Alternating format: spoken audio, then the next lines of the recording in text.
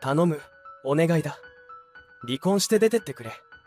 タワマンも相続したし、お前はもう用なしなんだ。そうやって言って土下座をしてきた夫。私は歓喜しながら引き出しからあるものを取り出した。いいよ。はい、離婚届。私は夫の望み通りにすぐ出て行った。私の名前はのぞみ、34歳の会社員だ。私は大学を卒業してから就職した広告会社で、今も働き続けている。最初は右も左もわからなかった私だが、こうやって12年もいると自然と成長していくようだ。今では部長として部下を束ねる立場にいて、毎日忙しく働いている。私はこの仕事がとても好きだ。だからいくらでも働くことができて、気づけばプライベートがかなりおろそかになっていた。あんた、そろそろやばいよ。仕事人間のままじゃダメよ。仲のいい友人からはそんなことを言われ、さらにはそうやって少子化を勢いづけさせているのはのぞみみたいなキャリアウーマンたちだよ、なんて苦言を呈された。私はなんなら一生独り身でもいいしなんて思っていたのだが、子供を5人も産んだ友人にそう言われ、真剣にパートナーとか結婚とかについて考えるようになった。ねえ、やっぱりお母さんは私に結婚してほしいの？いきなりどうしたんだい？熱でもあるのかい？いや、ないよ。私は母に友人に言われたことを説明して、親がどう思っているのか知りたいと話した。すると母は笑いながら、あんたにはあまり期待してなかったんだけどね、と言った上で、でものぞみの花嫁姿や、のぞみが産んだ子供とか考えたら、ワクワクはするわね、と言った。やっぱりそうなんだ。そりゃ可愛い娘に関することだからね。何でも嬉しいわよ。まあでも、結婚も孫もすでに息子の方が先に叶えてるからね。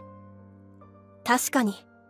私には4歳下の弟がいるのだが、すでに結婚をして3年目で子供も1人いる。奥さんと共働きだから、収入もとても安定していて、幸せな家庭を築いている。弟一家を見ていると、確かに結婚もいいなと思う。だが私は完全に出会い方を忘れてしまっていた。恋愛の仕方も、久しく恋をしていないから覚えていない。さすがにこれはやばいと思った私。すると話を聞きつけた同僚が合コンを開いてくれることになった。私とあんたは売れ残りなんだから、謙虚に行くのよ。同僚はそう言って私に釘を刺してきた。襟好みをしてるんじゃねえぞ、ということなのだろう。その通りだ。私は仕事は頑張ってきたが、女としては全然頑張ってこなかった。だからここは出しゃばらずに、様子を見ながらいろんな人と話すようにしよう。その時の合コンでは、案の定私と同僚が年上組だった。男性陣はみんな20代後半で、私たちより5から6歳くらい年下だった。でもみんな落ち着いていて話しやすくて、私は単純にこの会が楽しかった。途中で席替えとかをして、隣になった男性といろいろと話した。それが後に私の夫になるマサトだ。マサトはとても気さくで明るいのだが、子供っぽさはなくて、年下っぽくもなかった。しかも私と音楽の趣味が合い、とても話が弾んだ。それから私たちは連絡先を交換し、2人で会うようになった。ちょうどお互いが共通して好きなアーティストのライブがあったので、一緒に見に行った。それからドライブに行ったり、カフェでお茶したり飲みに行ったりして、どんどん距離が縮まり、私たちは付き合うことになった。恋愛の仕方を忘れたと思っていたが、好きになったらそんなことは関係なかった。ただ一緒にいる時間がとても楽しかった。そして私たちは付き合い始めて、あっという間に1年が過ぎた。こんなに1年が早く感じることはなかったと思う。そんな中、彼はある日、夜景の見える高級レストランでの食事に誘ってきた。私はどこか期待している自分がいて、まさかと思いながら食事を一緒にとっていた。料理はとても美味しかったが、それよりもこの後どうなるのかというドキドキの方が強かった。すると彼はスーツのポケットから指輪を取り出して、私にプロポーズをしてくれたのだ。のぞみ、俺と結婚してくれ。これから二人で温かい家庭を築いていこう。はい。こうして私は結婚することになった。結婚が決まったことを友人に報告すると、泣いて喜んでくれた。やっとのぞみが幸せをつかんでくれて嬉しいよ。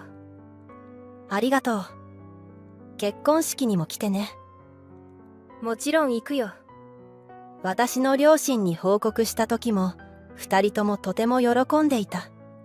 やっぱり父も母も、私の結婚を心待ちにしていたようだ。それから両家の顔合わせも済ませて、私と彼は結婚式を挙げた。友人たちや職場の人たちがみんな祝福してくれて、私はこの上ない幸せを味わった。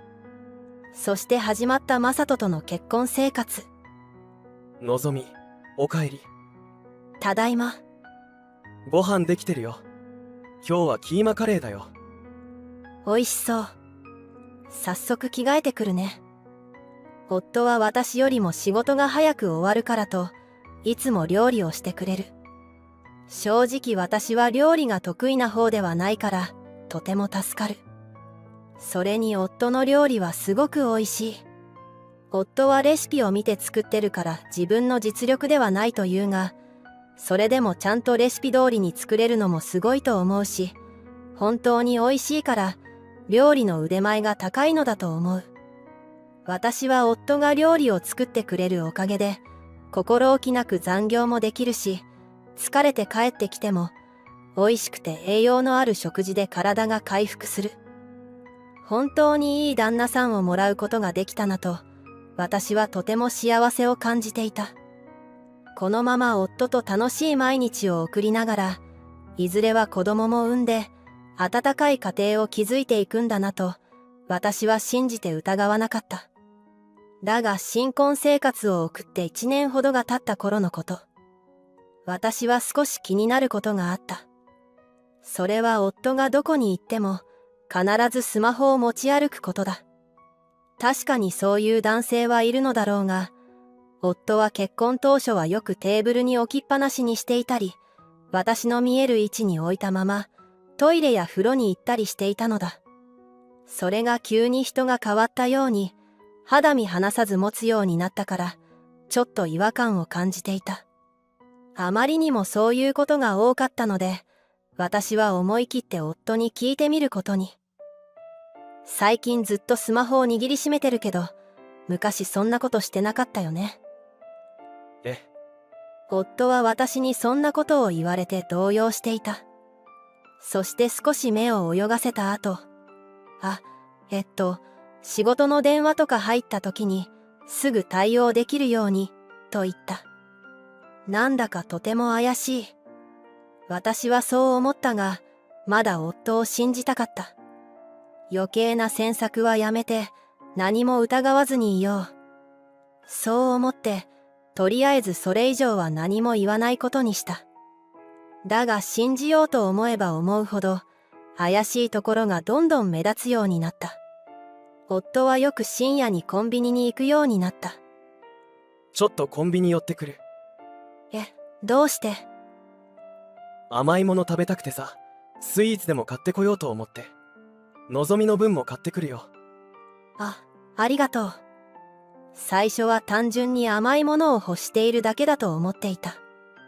だがそれにしてはよく頻繁にコンビニに行っている。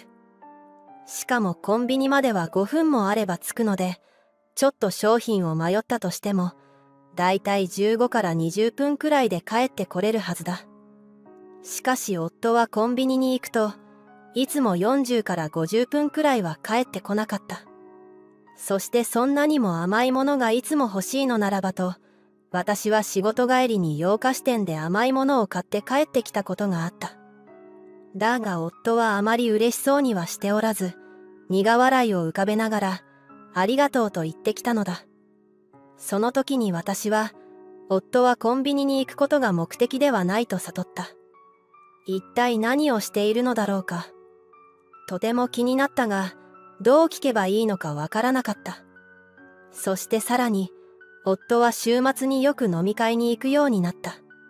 今までは定時に上がって帰ってきて、二人のための晩ご飯を作ってくれていたのに、最近は会社の人と飲み会といって、夜遅く、あるいは明け方まで飲んで帰ってこなかったのだ。本当に仕事が忙しくて、付き合いで飲まないといけないのなら、理解を示そうとは思うが、夫の様子を見ても、そういう感じではない。むしろ仕事とは関係のない飲みで、いつも楽しみにしているという様子だ。そうやって怪しいと思える点がどんどんと増えてきて、私は心が落ち着かなかった。夫はもしかして不倫をしているのではないだろうか。そんな考えがずっと浮かんで仕方なかった。どうかそんなことはないと信じたかった。この頃は私はまだ夫のことが好きだったのだ。だけど夫は相変わらず怪しい動きをし続けていた。スマホを肌身離さず持ち、毎日のように夜にコンビニに行き、週末に飲みに行っていた。私はモヤモヤが募っていって、とても苦しかった。そんな風に辛い思いをしていた時、私のもとに友人からとある連絡が来た。ねえ、のぞみって離婚してないんだよね。いきなりどうしたの？突然そんなことを聞かれて私はびっくりした。すると友人は、旦那さんが私が勤める不動産屋に来たの、と言ったのだ。不動産屋。私と夫は引っ越す話もしていなければ、家を建てようという話もしていない。なぜ夫はそんなところに？そう思っていると、友人はちょっと言いづらそうにしながら、実は、と驚きの事実を報告してくれた。なんと夫は、私の知らない女性と一緒に、不動産屋を訪ねていたそうなのだ。私は旦那さんと直接話したことがないからさ、向こうは気づいてなかったみたい。でも私はのぞみの結婚式に参列してて、旦那さんの顔は知ってるし、それに最初に書いてもらう名前見て、同一人物だって分かったから、確実にのぞみの旦那さんだったわ。そんな、私は鈍器で頭を殴られたかのような感覚を味わった。夫はつまり不倫をしていたのだ。確実な証拠はないが、そういうことなのだろう。今までの夫の怪しい行動が腑に落ちた。点と点がつながった気がした。そんなことを思いたくなかったが、やっぱり予想していた通りだった。私はショックで仕方がなかったが、どこか吹っ切れた感覚もある。自分でもびっくりするほど、夫への愛情が冷めていくのを感じた。そしてそれから私は確実な証拠をつかむために、興信所に調査を依頼することにした。私はもう夫に対して優しくなれなかった。夫は自然を装って私に話しかけてくるのだが、私は不倫のことがちらつき、イライラしてしまう。だから冷たい態度を取ることが多く、夫は困っていた。なんか機嫌悪い？別に。そうか。夫は気まずそうにしながら、そっと自分の部屋に入って、しばらく出てこなくなる。それから夫は、今月から出張がどんどん入るようになったと言って、毎週2、3日くらい家を空けるようになった。だが私は知っている。夫は不倫相手の家に行っているだけなのだ。それは後に届いた興信所からの調査結果から分かった。私は調査結果が届いた頃に、いろいろと準備が整ったので、離婚に向けて本格的に動き出した。だがその時、思いがけないことが起きた。義父が亡くなってしまったのだ。私は義両親にはとてもよくしてもらっていたから、義父の葬儀には参列したかった。先に離婚をしてしまうと、葬儀には行けなくなってしまう。だから一旦離婚の申し立てをするのはやめて、葬儀が終わるまで待つことにした。葬儀に参列し、義父をしっかりと見送り、私はついに夫に別れを切り出そうと思った。だが私よりも先に、夫が別れを切り出してきた。のぞみ、勝手なのは分かっているが、離婚してほしい。私は夫の方から離婚を切り出してきて驚いた。不倫関係は長く続いていたようだから、離婚せずに遊んでいるだけなのかと思っていた。どうして？それは。夫は言葉に詰まっていた。私が理由を聞いてくると思っていなかったようだ。それは詰めが甘すぎると思うが、夫にはそういうところがある。ちゃんと深く考えないところは本当に悪いところだ。まあだから不倫なんかするのだろうが、夫は適当な理由が思いつかず、こんなことを言った。お前とはただの逆玉の腰狙いだったんだ。大企業の部長ならいい思いをすることができるって。でも個人的に色々とすれ違いあったりして思ってたのと違ったんだ。頼む、お願いだ。離婚して出てってくれ。タワマンも相続したし、お前はもう用なしなんだ。そうやって言って土下座をしてきた夫。どうやら義父が亡くなった際に義父が所有していた部屋を相続したらしい。それで私は用済みだと言ってきたのだ。どこまでも自分勝手な人なんだな。だがもともと離婚する気だったから向こうから切り出してくれて助かった。私は歓喜しながら引き出しからあるものを取り出した。いいよ。はい、離婚届。夫は私がまさか記入済みの離婚届を持っているとは思わなかったようだ。なんでこんなものを持ってるんだ？私もあなたと離婚したいと思っていたからよ。私はそう言ってやった。夫は少し驚きながらも、そうかよ。まあ世間が狭いということだな、と言って笑っていた。そして離婚届にサインをした。この家は俺のものになるから、まあこれからの人生頑張ってくれよ。そうやって上から目線の夫。私は夫の望み通りにすぐ出て行った。だが私の作戦はこれでおしまいじゃない。私はすでに新しい部屋を借りていた。だからすぐに引っ越すことができた。そして私は内容証明を夫の職場に送りつけた。するとすぐに夫から電話がかかってきた。どうして内容証明なんてものを送ってくるんだよ。そりゃあなたの悪事について裁いてもらわないといけないからでしょ。あなたが不倫をしていることは知ってるのよ。ちゃんと慰謝料を支払ってもらうから。そんな。夫はまさか不倫がバレているとは思っていなかったようだ。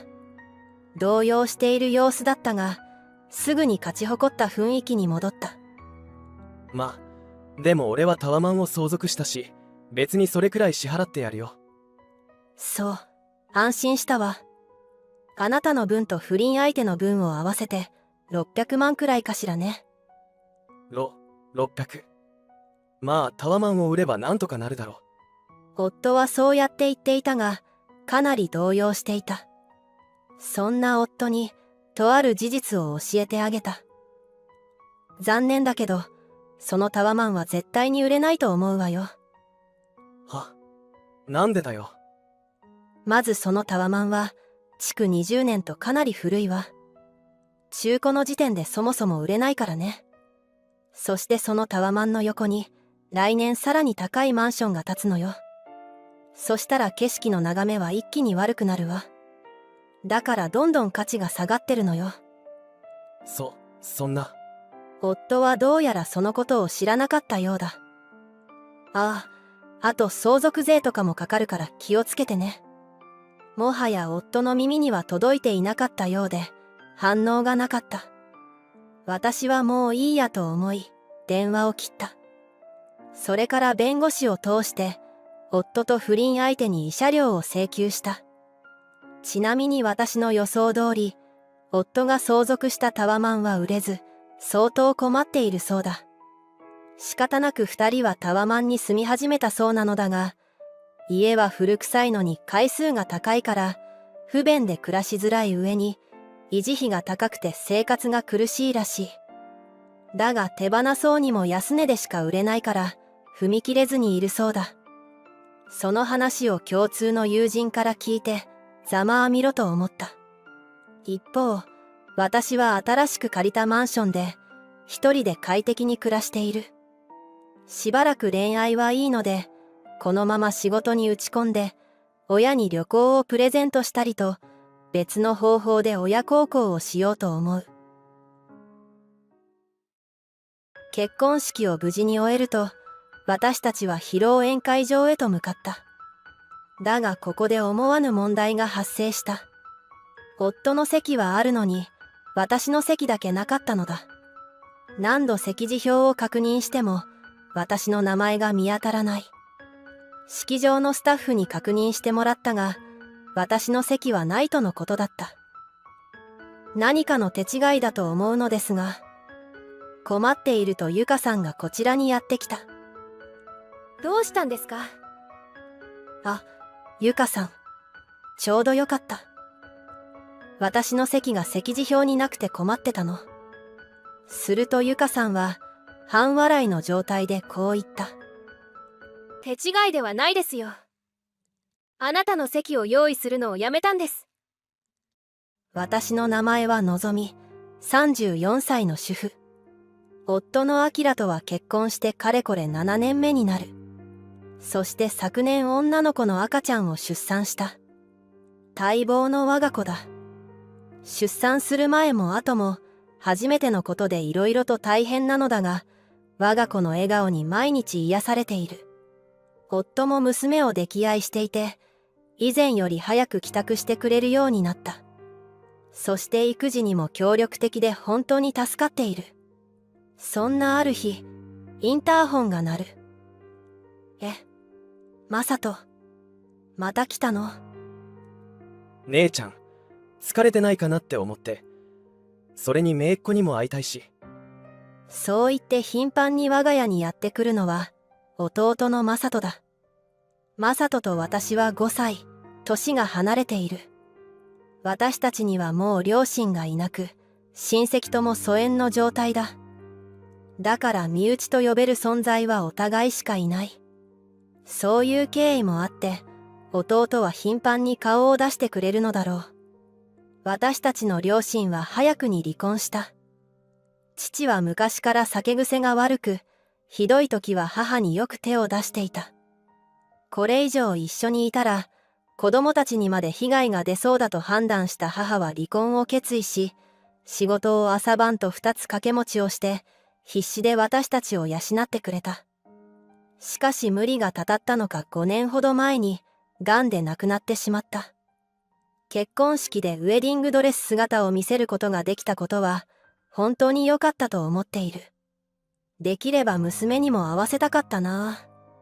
お母さんの分も精一杯生きると決め、毎日を大切に生きてきた私は、今とても幸せだ。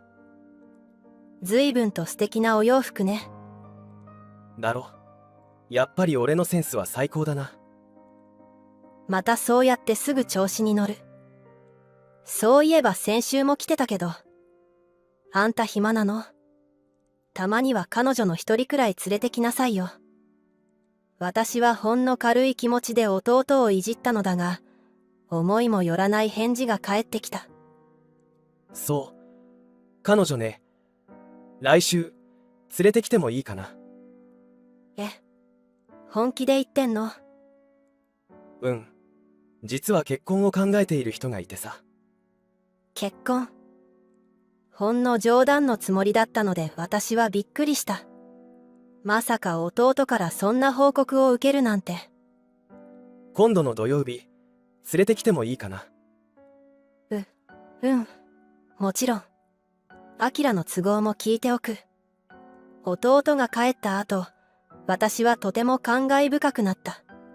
仕事でほとんどいない母の代わりに、弟の面倒を見ていたからだ。姉というよりかは保護者に近い感覚がある。土曜日が楽しみのような、寂しいような不思議な感覚に襲われた。前日は緊張と興奮でほとんど眠ることができなかった。のぞみ、さっきからずっとそわそわしてるね。だってマサトが婚約者を連れてくるのよ。緊張して吐きそう。いつも通りでいいんじゃない。マサト君だって姉がそんなに緊張していると困るだろ。確かにそうね。いつも通りっていつも通りってどんなだったっけ。そんなこんなで会話をしているとインターホンが鳴った。私は一気に心拍数が上がる。ドアを開けると、弟の隣には綺麗な女性が立っていた。よ、姉ちゃん。いらっしゃい。あれ、姉ちゃん緊張してる。何言ってるのよ。全くもっていつも通りよ。弟とそんなやりとりをしていると、弟が連れてきた女性と目が合った。女性は丁寧に挨拶をしてきた。はじめまして、ゆかと言います。マサトの姉ののぞみです。玄関で軽く挨拶を交わした後、二人をリビングに案内する。リビングで待っていた夫が二人に挨拶をする。今、お茶入れるね。あ、お茶菓子持ってきたから、みんなで食べよう。あら、ありがとう。じゃあ一緒に用意するね。そして全員分のお茶とお菓子を用意し、話し始めた。ゆかさんはとても可愛くて綺麗で、お嬢様のような雰囲気があった。私と同じく緊張しているのか、終始キョロキョロしている。二人はどこで出会ったの？共通の知人がいてさ。とにかくマサトと性格がそっくりな人がいるから、一回会ってみてよってなってさ。初対面から意気投合しちゃってさ。そう言って照れくさそうにする弟とゆかさん。そんな二人を見て夫が、ってことはここにマサトが二人いるってことか。それは大変そうだな、と笑った。大変ってアキラさん。それはひどいですって。弟が慌ててツッコミを入れる。私は爆笑し、ゆかさんも笑っていた。夫のおかげでちょっとぎこちなかった空気が一気に和んだような気がする。そういえばゆかさんは何歳なの？今年で24歳になります。そうなんだ。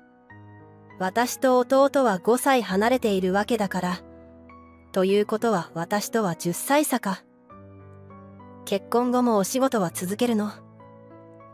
いえ、退職するつもりです。あら、そうなのね。もしやりたいことがあるのなら、マサトのために諦めるとかはしないでね。いえ、そういうことではなく、私は働く必要が特にないので。私の実家は裕福なので。ゆかさんは緊張が解けて素が出てきたのか、最初の印象とは変わってハキハキとした物言いで話し始めた。お姉さんも今、働いてないんですよね。ええ。子供が生まれてから退職したわ。会社に15年くらいいたから、ちょっと未練はあったかな。15年も。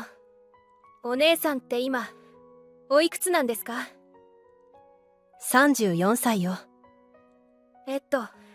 それじゃあ、もしかして高卒ですか？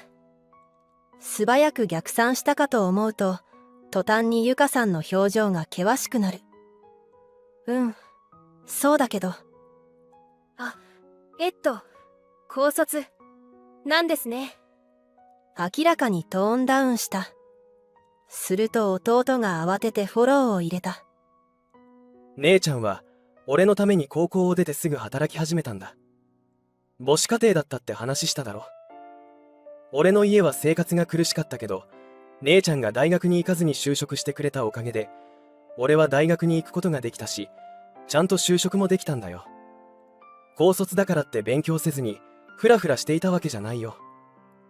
違うわ。私の周りに誰一人いなかったから驚いただけよ。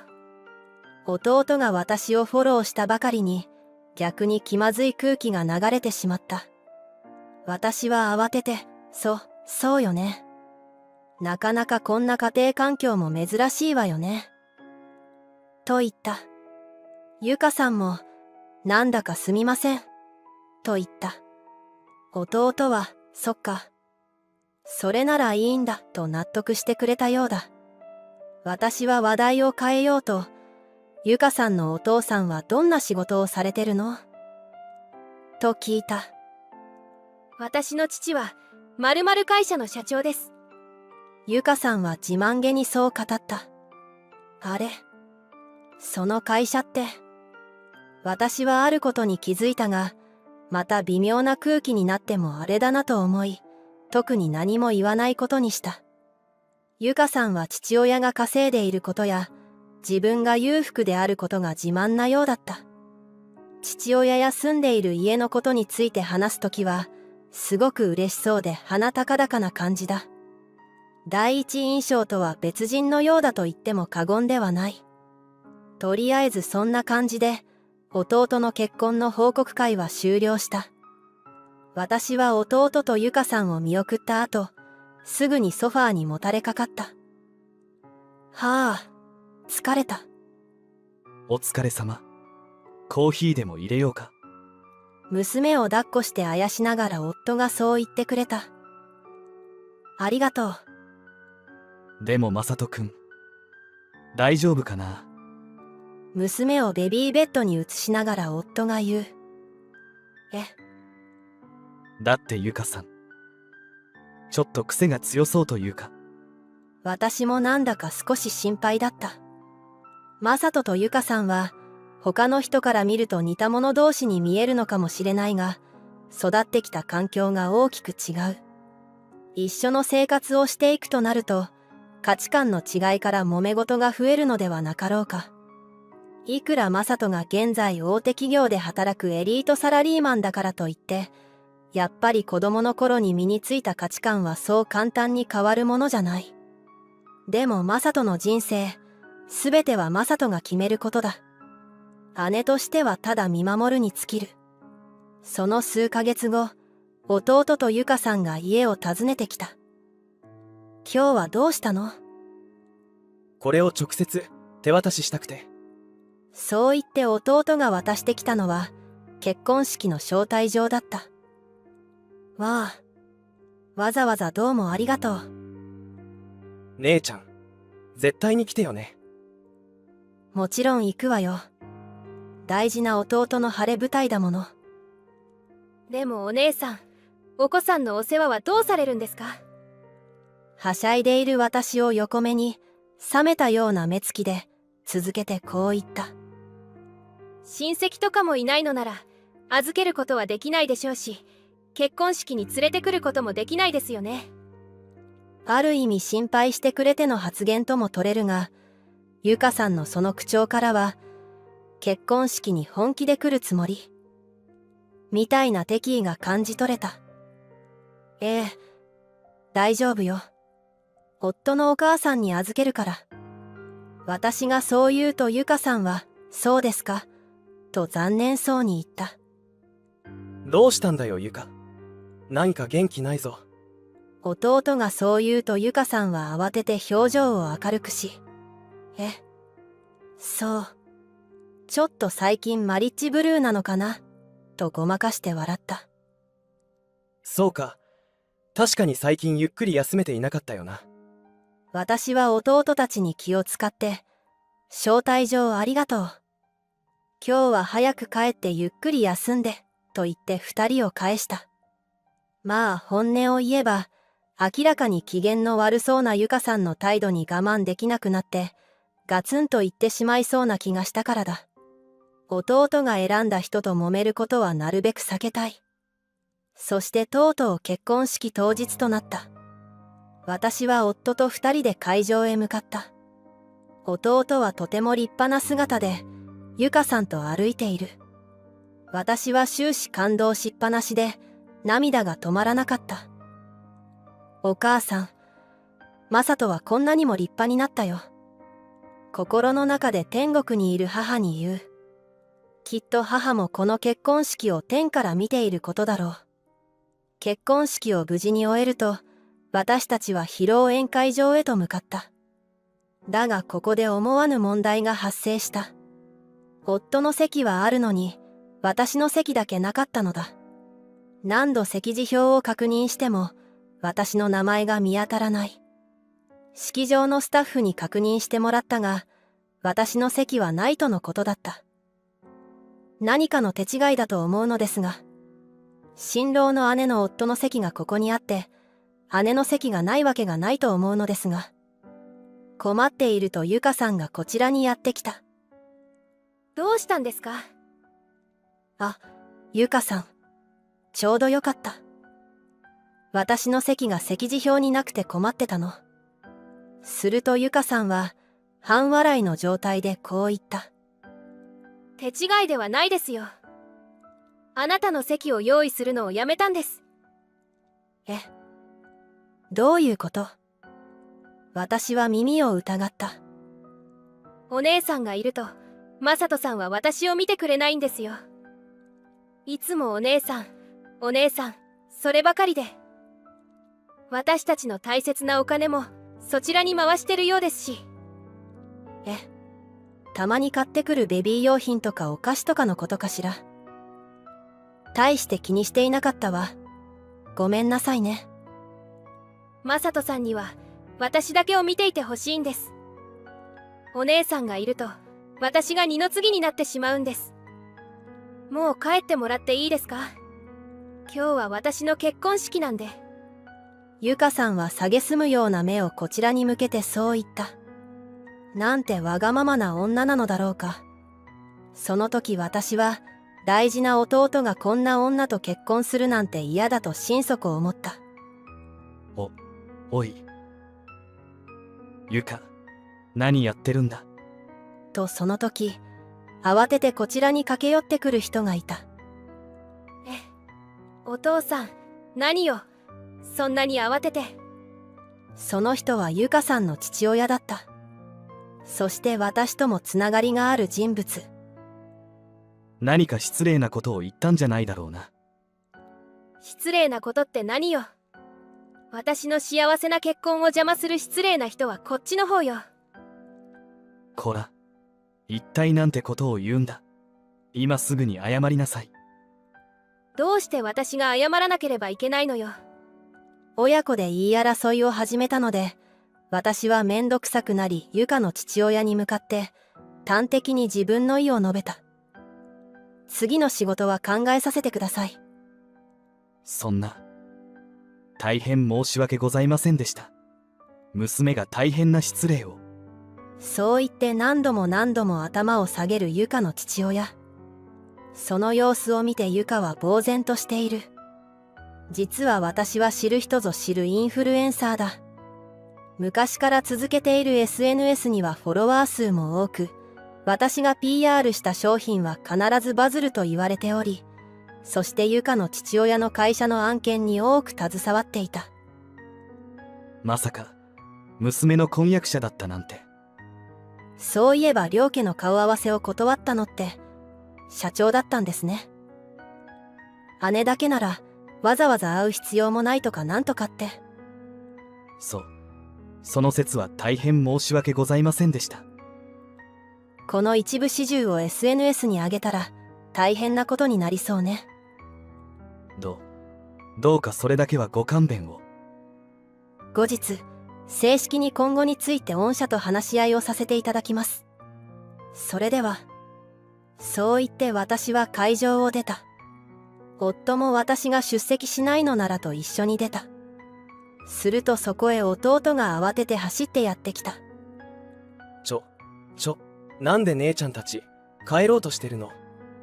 私は弟にさっきの経緯を説明する。弟はとてもびっくりしていた。そんな。俺が家でゆかと一緒に見てた座席表にはちゃんと姉ちゃんの名前もあったよ。なるほど。嘘の席次表まで用意して随分と手の込んだ嫌がらせだ。弟は一部始終を聞くと、真っ赤な顔をして披露宴会場に戻っていった。その後のことは後日、弟から聞いたのだが、どうやら弟は、俺の大切な家族を傷つけるような人と結婚はできないと言って婚約破棄を申し出たようだ。ちなみにお金についてだが、単にユカが全てを自分の欲しいものにつぎ込めないことが不満だったらしい。何でも相当なブランド品大好き人間で、新作のバッグが出るたびに購入しては、自宅に飾ってコレクションをして楽しんでいたそう。マサトは使いもしないバッグを購入し続けるユカに理解ができなかったそうだ。その上、結婚式もユカの意向でかなり豪華にしたので、必要最低限でもアットホームな式を望んでいたマサトとは揉めることも多かったらしい。価値観の違いとはこういうものだ。そして婚約破棄についてや結婚式費用などについても問題が残った。原因はユカにあるが、弟から婚約破棄を申し出たために弟がいろいろと損してしまう状況にあった。納得できなかった私はユカの父親にある条件を提示した。結婚式にかかった費用をそちらが全額負担し、さらに婚約破棄による慰謝料を弟に払うと約束してくれれば、御社との仕事はこれからも続けるという条件だ。ユカの父親は承知しましたと二つ返事で条件を飲んでくれた。ユカは納得がいかなそうにしていたが、すべては自業自得だろう。弟は一切損をすることもなく、罰印がつくこともなく、これで無事にユカと別れることができた。一方、私は約束通り仕事は続けている。だが、誰が見ているかはわからないものだ。事の顛末が第三者によって SNS で広がり、ちょっとしたニュースになった。その結果、ユカの父親は責任を取るという形で社長を退任することになった。ユカが自慢していた裕福な実家は、跡形もなく消え去った。それでもユカは裕福だった頃の金銭感覚が抜けずに、借金をしてまでもブランド品を買ってしまっているらしい。生活水準はなかなか落とせないとよく言ったものだ。とりあえずは無事に問題が解決してよかった。弟には今度こそいい人が見つかってほしいなと思う。天国のお母さんに幸せな報告ができる日が来ることを心から願っている。ご視聴いただきありがとうございます。本日の物語はいかがでしたか？チャンネル登録よろしくお願いいたします。では、次の物語でお会いしましょう。